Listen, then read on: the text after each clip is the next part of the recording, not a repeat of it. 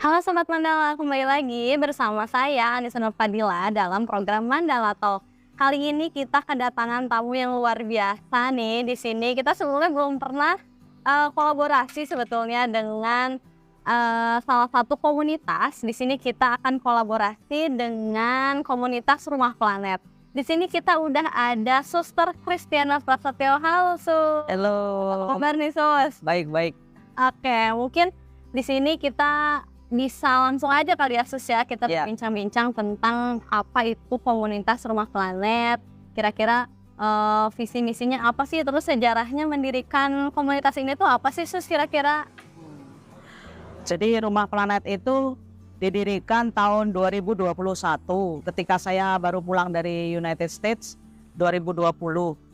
Itu saya berkebun biasa gitu, akhirnya setahun setelah saya berada di Indonesia saya mendirikan komunitas Rumah Planet. Jadi visi dari Rumah Planet ini adalah menginspirasi dan mengedukasi masyarakat untuk bersama-sama meringankan beban bumi ya, bukan saving the planet, tapi meringankan beban bumi dan hidup selaras dengan alam. Jadi terus implementasinya, misinya adalah lebih ke ecological awareness. Jadi misalnya program edukasi yang barusan kita lakukan adalah leadership camp dengan 200 mahasiswa dari Fakultas Ekonomi Unpar di Natural Hill. Kita tim itu 4 hari di sana, 3 malam 4 hari.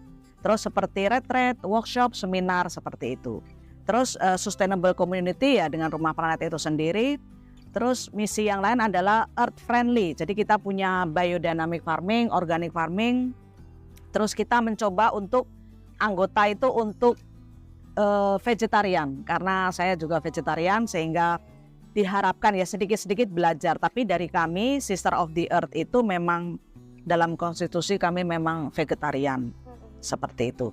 Terus kita juga sustainable business, artinya apa? Kita mensupport lokal bisnis kayak small farmers, lokal bisnis ya, sekarang negara kita dengan UMKM gitu ya. Jadi kita memilih membeli dari UMKM yang bukan pabrikan seperti itu.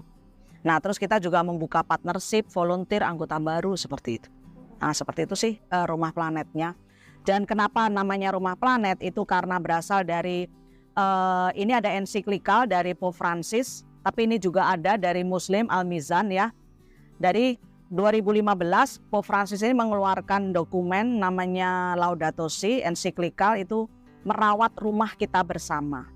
Nah rumah itu dalam konteks planet bumi. Nah terus saya kepikiran, oh iya ya sudah rumah planet aja. Rumah ini adalah planet bumi gitu. Sejarahnya seperti itu.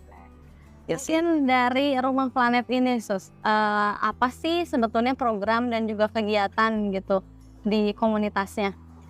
Di komunitas biasanya kita pertemuan anggota sebulan sekali bertemu untuk sharing apa sih yang sudah dilakukan gitu, sharing aja. Terus kita ngadain botram gitu, jadi bawa makan dewe-dewe. Biasanya kalau bawa makan sendiri-sendiri itu berlimpah. Dari situ kita untuk menggali apa sih kesulitan dari komunitas, apa sih kesulitan dari kamu, kita bisa bantu gitu. Lebih ke sharing sih bulanannya seperti itu.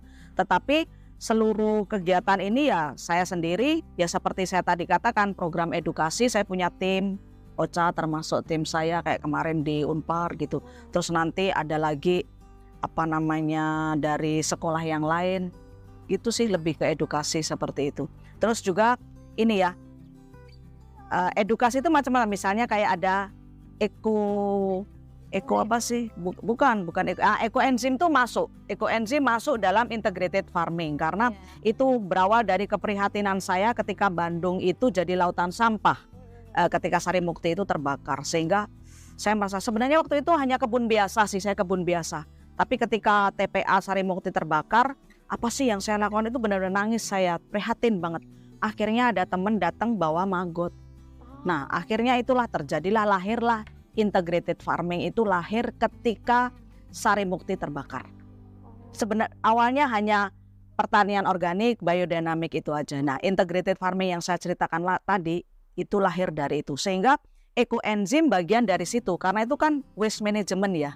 Bagaimana waste management itu ada ekoenzim, ada maggot, ada cacing, ada macam-macam, dan ada kita juga punya kidalang, kios daur ulang. Jadi mereka yang setor kita plastik, kertas gitu masuk ke kidalang. Tapi mereka nggak kita bayar karena kios daur ulang, mereka hanya donasi. Nah nanti kita setor ini ke bank sampah seperti itu. Tapi kita lebih kepada meminta restoran, catering, rumah tangga mensupport, mengirim limbah organiknya ke kita. Yang tidak disukai orang kita terima. Karena untuk pakan si saudara maggot. Maggot, ya. Selain maggot, apa aja sih kira-kira di sana? Ada maggot, Miningnya gitu. ada ayam. Jadi kita terima limbah dari masyarakat, kita kasih ke maggot atau ke ayam. Kan ada nasi gitu ya, kadang ke ayam ke itu. Nah maggotnya itu untuk kasih makan ayam sama ikan.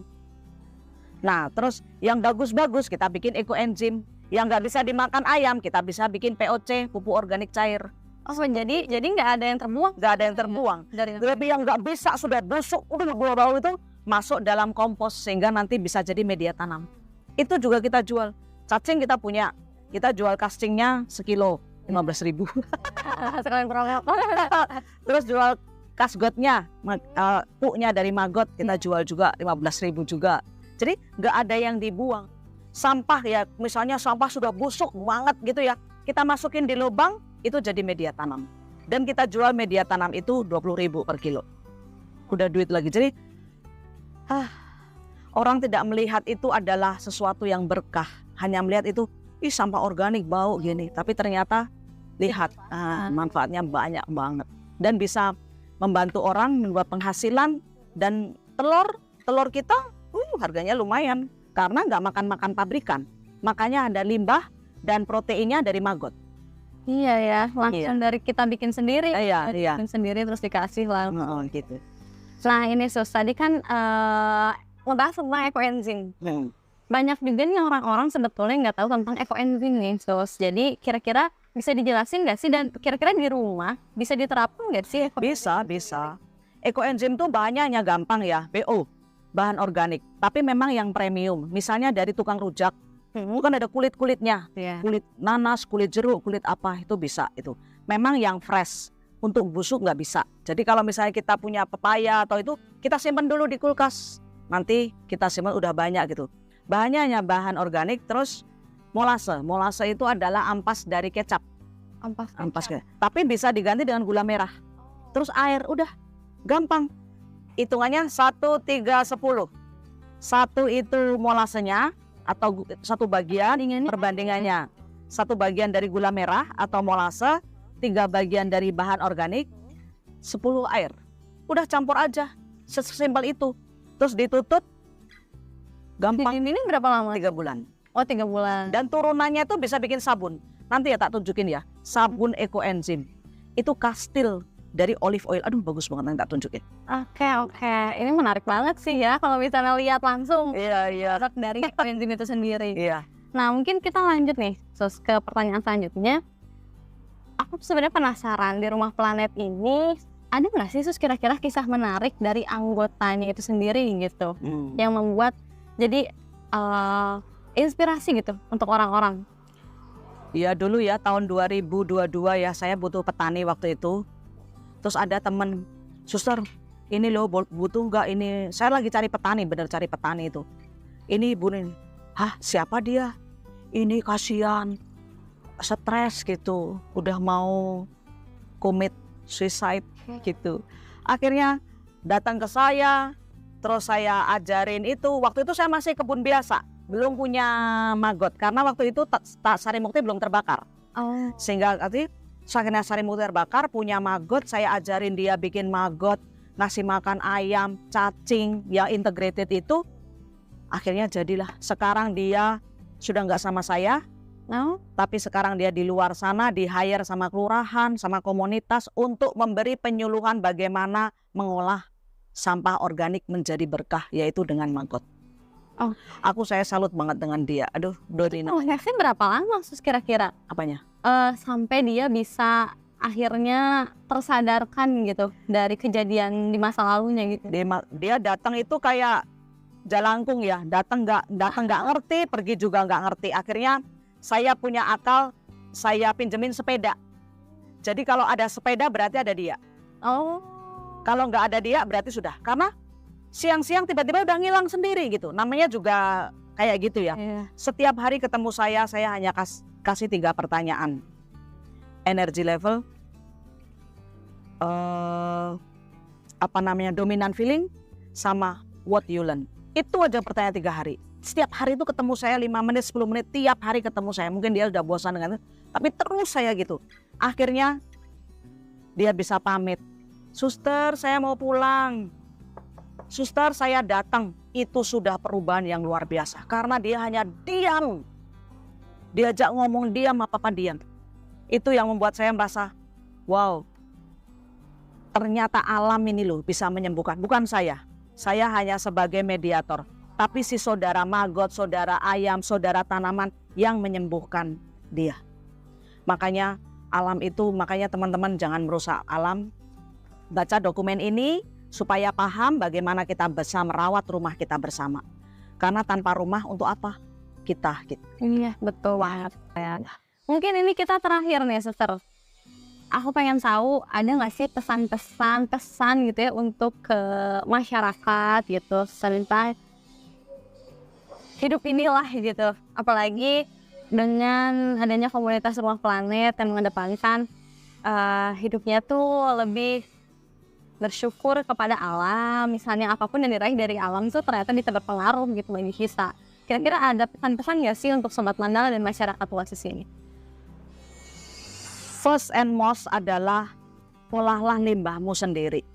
Itu sih lebih ke situ. Karena kalau kita dari rumah sudah dipisah, ini plastik, ini kertas, ini dikasih tukang sampah, akan dicampur lagi dan itu end in the landfill, Sarimukti, TPA gitu. Jadi olahlah limbahmu sendiri itu dulu dengan metode, kalau belum tahu nanti ke Rumah Planet ya, kita bisa ajarin untuk itu. Dan tolong tanam pohon, jangan ditebang. Karena data statistik itu ada penelitiannya, pohon segini itu sekitar untuk 3 atau 5 orang ya, itu sehat. Ada brooder yang itu. Nah lihat di kota, pohon cuma segini untuk ratusan orang. No wonder kalau sekarang banyak yang sakit kayak gitu. Jadi pesannya itu karena rumah ini adalah milik kita bersama. Sehingga memang harus kita pelihara, kita rawat. Ya mungkin sebentar lagi kayak saya sudah tua gini, mungkin sebentar lagi akan pulang ya ke Tuhan. Tapi the next generation, our children and children, mereka pemilik masa depan, kita hanya pinjam. Kalau namanya pinjam, yuk dirawat dong, nanti dikembalikan dalam bentuk yang masih bagus, jangan dirusak.